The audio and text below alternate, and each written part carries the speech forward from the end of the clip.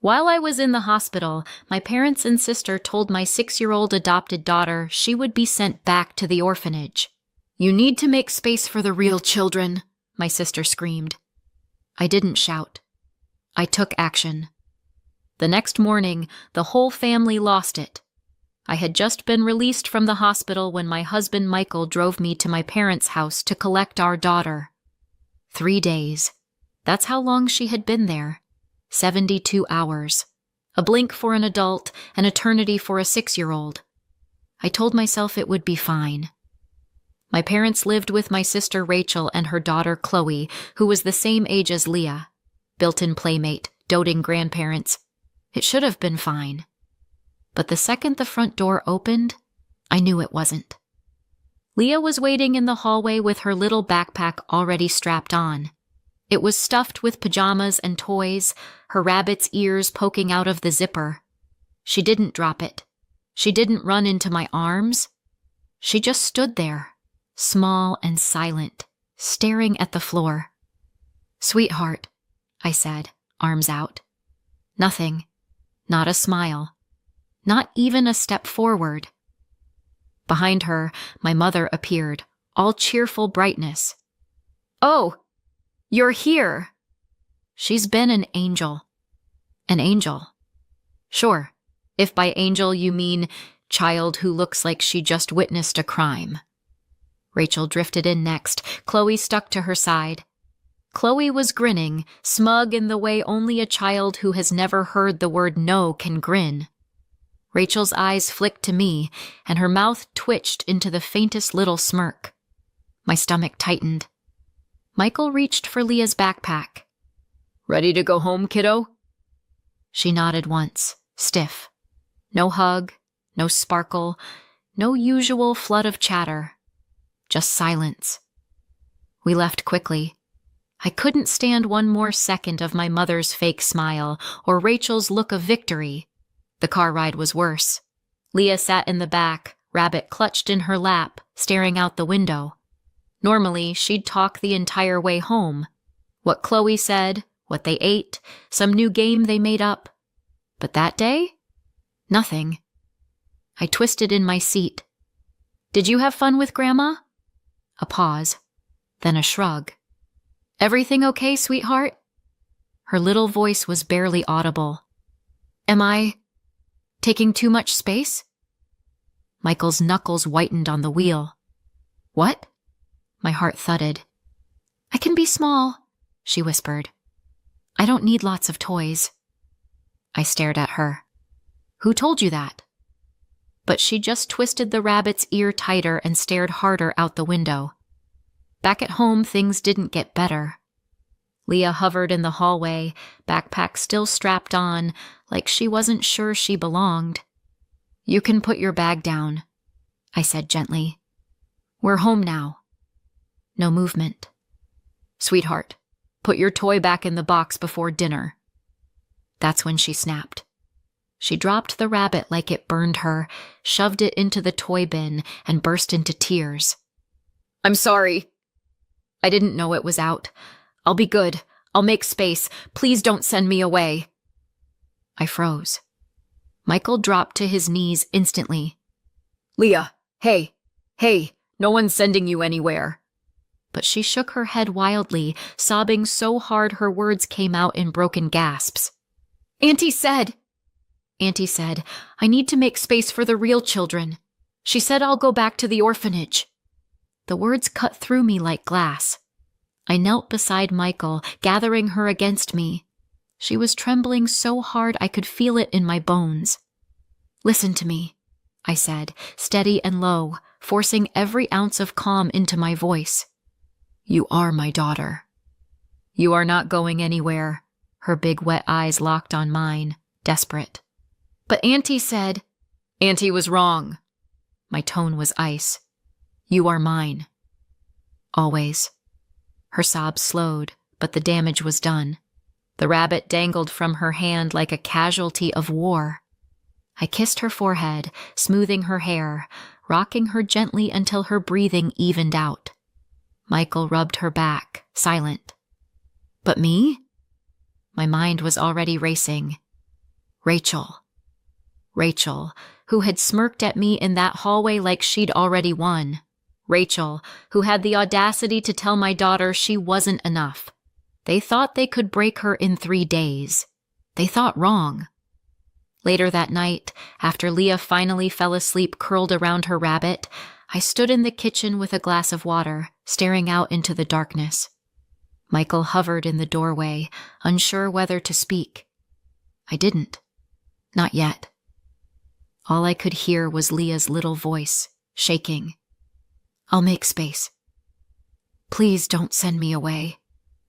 And all I could feel was the fire building in my chest. They had told my daughter to make space for the real children. They had no idea the storm they had just unleashed. I didn't always know what it meant to be the unfavorite. As a kid, I thought it was normal that my sister Rachel got the biggest slice of cake while I got the crumbs. Normal that she got applauded for coloring outside the lines while I got scolded for not staying inside them. Normal that every family photo looked like she was the prize and I was the prop. It wasn't normal. It was favoritism. But I didn't have the words back then. Rachel was the golden child, always. She could spill juice on the carpet and be called spirited. I could bring home straight A's and get asked why they weren't A pluses. You get the picture. And you know what? I swallowed it. I learned my role. Keep quiet. Be useful. Don't expect too much. But some things stay with you, buried under your skin like splinters. Years later, I married Michael. Sweet, conflict-averse Michael. And we tried for children. And tried. And tried. Each month another failure. Each doctor's appointment another piece of hope chipped away. Eventually, the verdict came. My chances of conceiving were almost non-existent. So we turned to adoption. It wasn't a whim. It was years of paperwork, interviews, waiting, and praying that some child out there would become ours. And then, Leah. 2 years old, wide-eyed, cautious at first, but mine from the moment I saw her. She's 6 now, bright, stubborn, a little tornado of honesty. She knows she's adopted. We've never hidden it from her, but she doesn't remember the orphanage. At 2, you don't hold on to those memories. Orphanage to her is just a scary word she's picked up from books or movies, the kind where sad-eyed children stare out windows. She has no real memory of it, which makes it even worse that someone used it against her. At first, my family put on their polite masks, forced smiles, fake enthusiasm. Oh, how wonderful, they said. Of course we'll treat her like family. But I could feel it, the stiffness in their hugs, the way my mother patted Leah's head like she was a neighbor's kid, not her granddaughter, the way Rachel's smile never reached her eyes.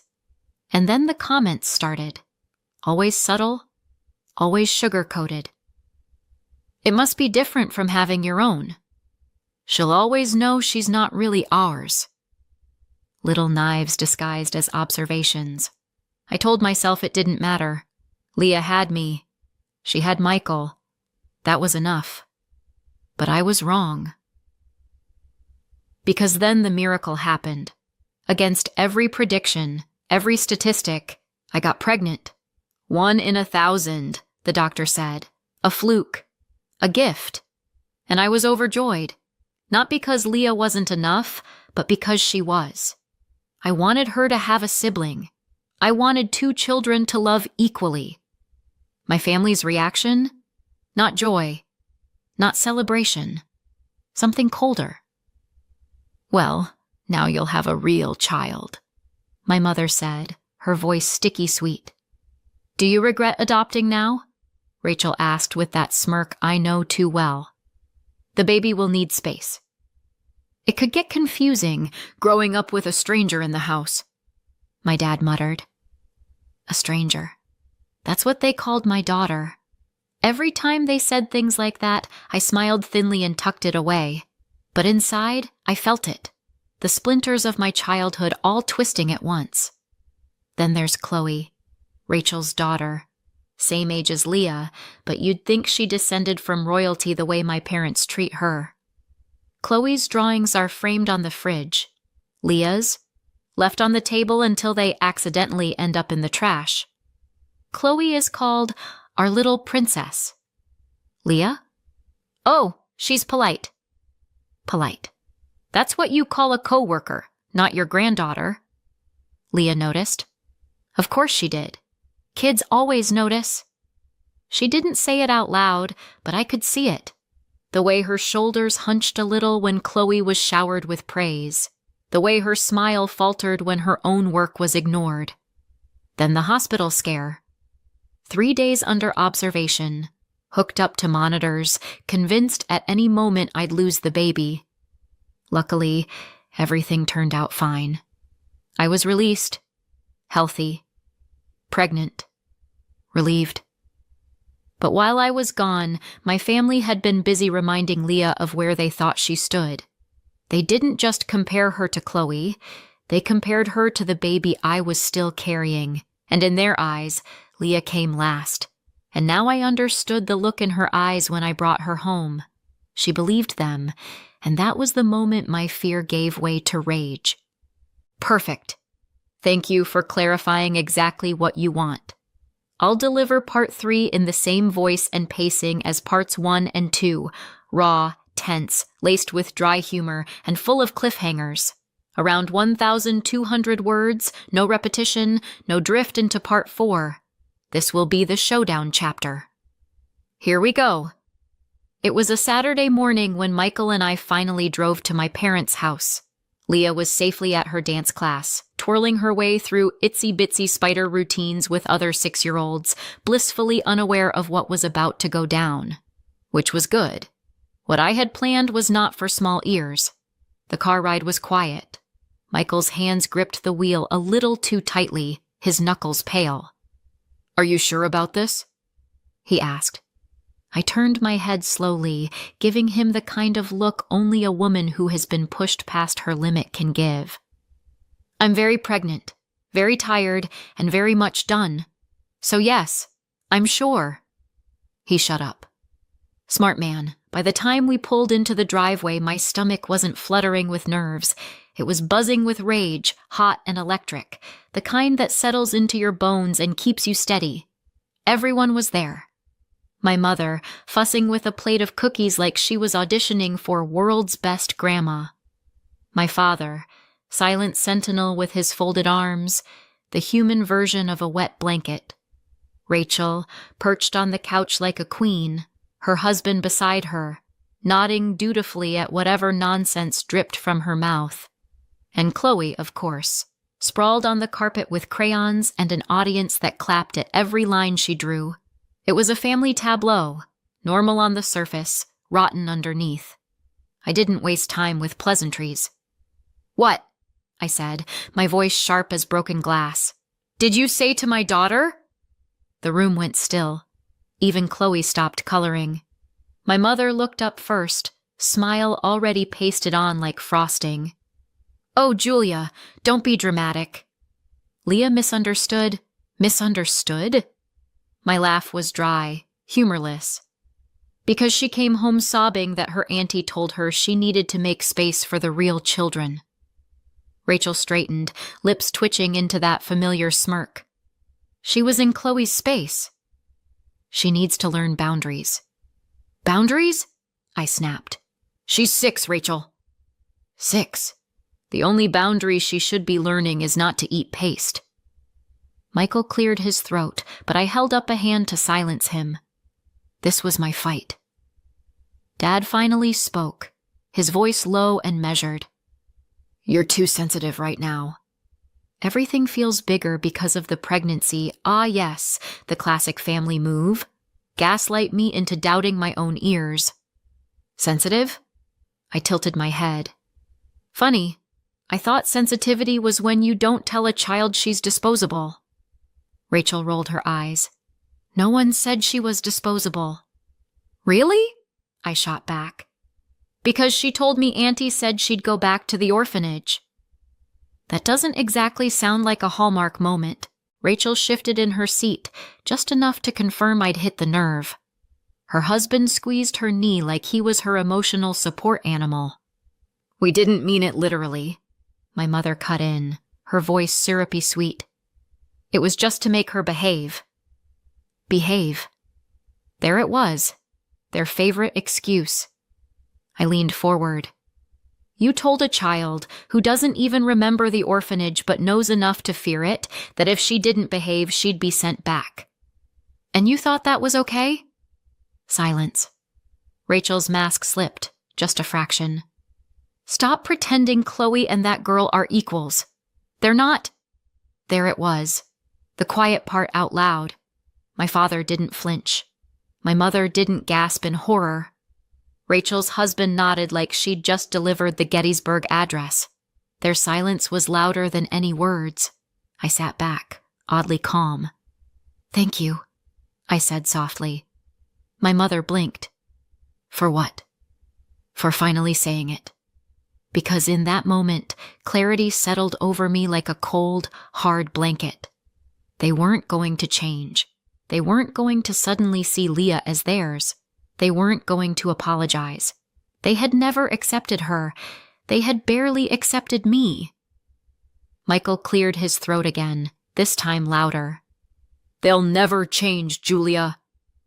I looked at him, and for once we were perfectly in sync. No, I said. They won't. Which is why they'll never see my children again. My mother gasped, as though she hadn't been the one to carve up my daughter's worth with a smile. Don't be ridiculous. We're your parents. Exactly, I said flatly. And parents don't treat their children this way. Rachel scoffed. Oh, grow up. You've always been jealous. That old chestnut. The word they'd beaten me with since I was old enough to speak. I smiled thinly. Jealous of what? That you're the kind of person who tells a 6-year-old she's not real family? Congratulations, Rachel. Gold star. Her face flushed crimson. We didn't stay long after that. The air was toxic, the walls closing in with every breath. Michael and I walked out without finishing the cookies, without saying goodbye, without looking back. The drive home was silent, but it wasn't heavy. It was clean. Final. Finally, Michael spoke. So what now? I stared out the window, watching the houses blur by. Now? We cut them out. His jaw tightened. All of them? All of them. I turned to him, my voice steady as stone. They wanted space. Fine. They're going to get more space than they ever imagined. That night, while Leah slept curled against her rabbit, I sat at the kitchen table with my phone. There was a group chat, of course. One I'd been in since the dawn of time. Photos of Chloe, reminders about family dinners, guilt trips about not visiting enough. I opened it, stared at the little thread of messages. Then, with one swipe, I was out. Gone. I started a new chat. Just friends, a couple cousins I trusted, Michael. The people who actually mattered. And then I started planning my baby shower. This time, I wouldn't be the one begging for space. I would be the one taking it back. The phone calls started the moment the invitations went out. First my mother, her voice a shriek down the line. How dare you exclude us? We are your parents. Then Rachel, nastier. You're pathetic, Julia. Hiding behind that girl, poisoning her against us. You'll regret this. My father weighed in too, though his tone was calmer. This isn't how family works. You don't just cut people off. Really? Because they'd been cutting me off since birth. Slice by slice, comment by comment. When I stopped answering, the texts started. Paragraphs of guilt-tripping, veiled threats, attempts to rewrite history. I muted the thread. Let them scream into the void. But they didn't stop there. Oh no. They called around, spun their story to anyone who'd listen.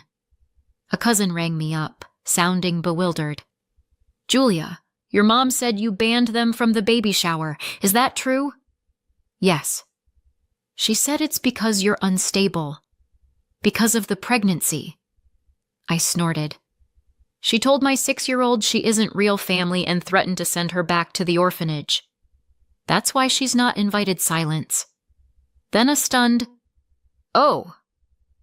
Word travels, and with every "oh," another seed of doubt got planted in the wider family tree. Saturday afternoon, the house was glowing. Streamers taped across the living room, a cake from my friend Sarah on the counter, stacks of tiny pink and blue plates. Friends, a few trusted relatives, laughter bouncing off the walls. Leah darted between guests, handing out napkins like they were treasure maps, proudly announcing she was going to be a big sister. She beamed when people called her the helper or the best big sis. For once, she wasn't on the sidelines. I wanted to freeze the moment, keep it safe. And then the doorbell rang. Michael and I exchanged a look. He shook his head slightly, already knowing. I opened the door, and there they were. My mother, holding a bakery cake with sagging frosting. My father behind her, stiff as ever. Rachel striding forward like she owned the place, her husband dutifully lugging a giant gift bag. The room went quiet. My mother's smile was all teeth. "Surprise!" We couldn't stay away. Family is family, after all. Behind me, I could feel my guests shift uneasily. Some hadn't realized they weren't invited. Now the question hung in the air. Why not? I stepped aside. Because what was I going to do? Wrestle the cake out of her hands and slam the door? Number. Not yet. They entered like they were saints walking into church. My mother handed off the cake to Sarah, who nearly dropped it, and immediately announced loudly, "Oh, what a lovely gathering! This baby will bring the family together properly. Properly." The word landed heavy, but no one challenged it. Not yet. I stood near the fireplace, watching as they mingled with forced charm. Rachel clutched her gift bag like it was proof of her devotion, her husband nodding at her every word. My father hovered silently, the permanent shadow to my mother's sunshine. The performance was perfect. On the surface. But every so often, the poison slipped through. "Of course this one is different," my mother said to a group near the kitchen. "Your own baby, it's just special." I saw a cousin's eyebrows shoot up, but she stayed quiet. Rachel, half laughing at the punch bowl. "Chloe has been so excited. She says she'll teach the baby everything. It's different, you know, when it's blood." Blood. That word hung like smoke. Guests shifted. Whispers started. Still, no one said anything. I stayed silent too. Calm. Patient. Because I knew what was coming. The breaking point arrived 10 minutes later. One of my friends crouched down to Leah, smiling warmly. "You must be so excited to be a big sister." Leah's face lit up, shy but proud. She nodded, clutching her rabbit. And Rachel, leaning toward her husband but not nearly quiet enough, muttered, "Please." "She's not even a real sister." The room froze. Leah's smile collapsed. My chest went cold. Rachel realized too late she'd been heard. She straightened, eyes darting, scrambling for a save. My mother jumped in fast, voice syrupy. "That's not what she meant." But it was too late. "Did you just say that?" my cousin demanded, eyes wide. Another guest shook her head in disgust. "How could you say that about a child?" "In front of her?" Leah pressed herself into my side, trembling. Michael's voice cut through the silence, steady and sharp. "It's time for you to leave." Rachel's face went scarlet. "This is ridiculous." "You're twisting—" "No," I interrupted, my voice low but carrying. "You just showed everyone here exactly who you are. And I believe you." My father tried one last time. "We didn't mean it like that." "You're overreacting." I barked a laugh. Dry. Bitter. "Overreacting?" "My daughter came home sobbing because you told her she needed to make space for the real children. And here you are. proving her right. My mother's mask cracked. Her voice rose. "We are your parents. You can't just cut us out. Watch me." The silence that followed was absolute. They sputtered excuses, backpedaled, tried to plaster over the slip. But the room had already turned. Guests stared them down, lips tight with disgust. They didn't win anyone back. And me? I didn't need to scream. I didn't need to cry. I just pointed to the door. "Get out!" Rachel opened her mouth again, but Michael stepped forward, his face like stone. "She said leave." And for once they listened. The door slammed behind them, the sagging cake abandoned on my counter like a bad joke. The room let out a collective exhale. But I didn't. Not yet. Because this wasn't over. Not by a long shot. It's been almost a year since that baby shower, and my parents, Rachel and her husband, haven't been anywhere near me, Michael, Leah, or the baby. Not once. Of course, they tried. The first attempt came days after the birth, a flood of messages. "We want to meet the baby. Let's put this behind us." Behind us? They threatened to send my 6-year-old back to the orphanage. "You don't put that behind you." I ignored them. Next came my father, standing awkwardly on the porch with a stuffed animal in his hands. Michael didn't let him get a word out before closing the door. And then came silence. Not because they gave up. Oh no, because everyone else started talking. The story spread like wildfire.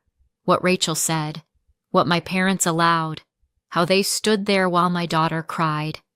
People were horrified. Friends who once gave them the benefit of the doubt cut ties. Cousins stopped defending them. Neighbors looked the other way in the grocery store. They thought they could smear me as unstable. Instead, they burned their own reputations. Now, when their names come up, people don't say, "Oh, what a lovely family." They say, "Those are the ones who threatened to send their granddaughter back to the orphanage." That's their legacy. Meanwhile, my life feels lighter than it ever has. Leah no longer whispers about making space. She doesn't apologize for existing. She's too busy introducing herself proudly as a big sister. My friends are still here. The relatives who matter are still here. And the ones who aren't? They've erased themselves. They wanted space. They got it. And I finally got peace. On my fridge, there's a photo of Leah holding her baby brother, grinning ear to ear. This is my family. Complete. And nobody is ever being sent away. Do you think I did the right thing? Did I go too far or not far enough? Let me know in the comments. And don't forget to subscribe for more.